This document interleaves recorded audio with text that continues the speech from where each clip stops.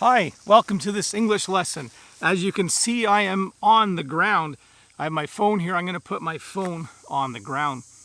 This English lesson is going to be about some mistakes that English learners sometimes make. One of the mistakes I've noticed is sometimes people get confused with ground versus floor. So I am laying here on the ground. I have placed my phone on the ground.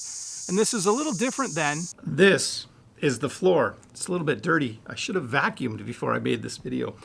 I'm laying on the floor. I can put my phone on the floor. The floor is what you walk on or what you sit on inside your house or your apartment. So this is the floor. I'm laying on the floor. My phone is on the floor. So the difference you'll notice is that the ground is outside. I can put my phone on the ground outside.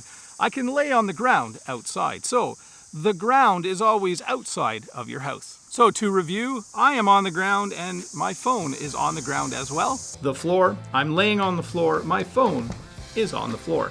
The floor is inside, the ground is outside. So welcome to this English lesson where I'm going to talk about a few little mistakes that English learners sometimes make, and I'll explain what the right thing to say is or the right thing to write is in each situation.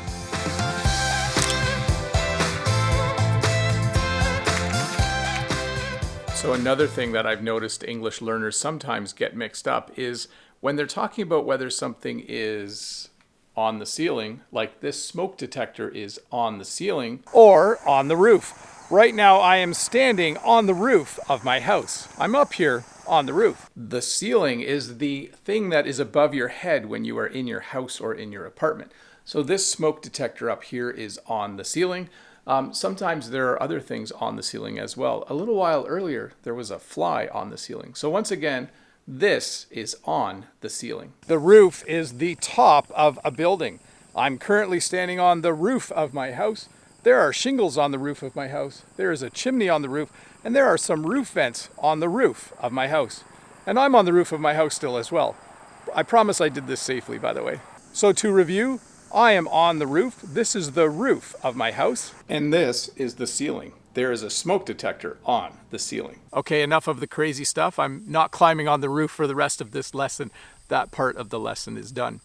I wanted to talk, though, about another mistake that I often see English learners make.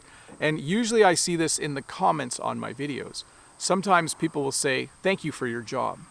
This is not a correct English sentence. The correct sentence is, "Thank you for your work," or you could say, "Thank you for your hard work." I do blame English speakers, though, for the confusion. We sometimes do use job and work interchangeably. For instance, you can say good job or good work. You can say great job or great work, or you can say excellent job or excellent work. All of those sentences are correct. But thank you for your job is not correct. The correct sentence would be thank you for your work or thank you for your hard work. Another mistake that I hear English learners make is to use a phrase that is correct in one country, but not really common in any of the other English-speaking countries. And it's the phrase, "How are you going?" As far as I know, this is a common greeting in Australia.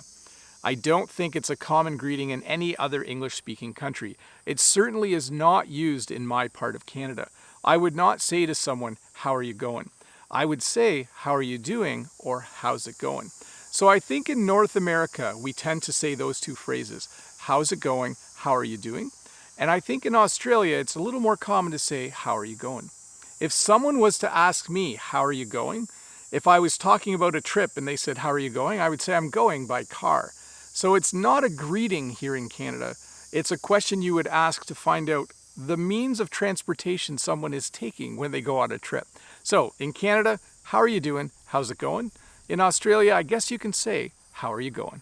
Another common mistake I often see English learners make is that they use there, and there incorrectly. So they are, or there, is something you use to talk about what someone is going to do. They are going to go on a trip. There is used to show possession. It is their car. And there is used to talk about a location. Here's one sentence that I hope will help you understand this. I hope it doesn't confuse you. You could say, "They're going to take their car in order to get there." They're going to take their car in order to get there. So they are going, so they're going to do something. The car belongs to them, so it's their car. And the location I'm just referring to as there. They're going to take their car in order to get there. I hope that helped a little bit, but it is a confusing thing, isn't it? By the way, they're all pronounced exactly the same. There, and there. Well, thank you so much for watching this English lesson about some common mistakes that I see English learners make. I hope my explanations will help you avoid these mistakes in the future. Remember, if this is your first time here, don't forget to click that red subscribe button over there. Give me a thumbs up if this video helped you learn a bit more English. And as always, if you have some extra time, why don't you stick around and watch another English lesson?